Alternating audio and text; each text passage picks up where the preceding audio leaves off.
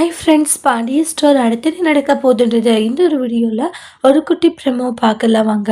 இங்க குமாருக்கிட்ட பயங்கரமா சண்டை போட்டுட்டு இருக்காங்க சக்திவேல். என் அண்ணனவே வந்து கொலை பண்ற அளவுக்கு தைரியம் வந்துடுச்சுடா உனக்கு. எந்த தைரியம் இருந்தா நீ இப்படி பண்ணியிருப்பன்றாங்க. என் அண்ணனா எனக்கு உயிருக்கும் மேலடா. அப்படி ஒருத்தரவே வந்து இப்படி ஒரு நிலைமைக்கு ஆளாக்குறதுக்கு எப்படி உனக்கு மனசு வந்ததுன்ட்டு கோவப்பட்டு சண்டை போடுறாங்க. அதுக்கு சாரி என்ன மன்னிச்சிடுங்கப்பா. நான் ஏதோ பேச போயிட்டு அப்படி பண்ணிட்டுப்பான்றாங்க. கதிர் மேல இருக்கிற கோவத்தினால அந்த மாதிரி நான் பண்ணிட்டேன். வேணுன்ட்டு உன்ன பெரியப்பாவ தள்ளி விடல. நீ என்னுடைய அண்ணன தள்ளி விட்டுட்டு, உடனே கதிர் மேல பழிய போட்டுட்டல்லன்றாங்க.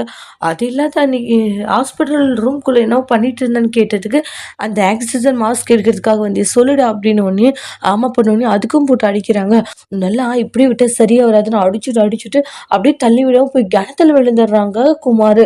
அப்படியே ஷாக் ஆகுறாங்க ஒரு செகண்டு சக்திவேலு. ஏன்னா, அவங்க வேணுன்ட்டு அவங்களும் தள்ளி விட்டுருக்க மாட்டாங்க. பேசிட்டே இருக்கும்போது கோவத்துல அடிச்சு தள்ளி விடும்போது போய் அப்படியே விழுந்துடுவாங்க கிணத்துல.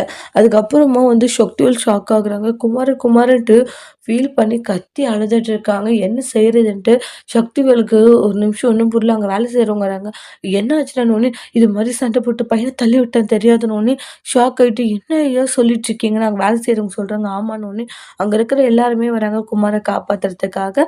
குமார காப்பாத்துனா குமார் உயிரோட இருப்பாங்களா? இல்ல இறந்து போயிருக்க போறாங்களான்ட்டு அடுத்த வீடியோல வெயிட் பண்ணி பார்க்கலாம். Thank you.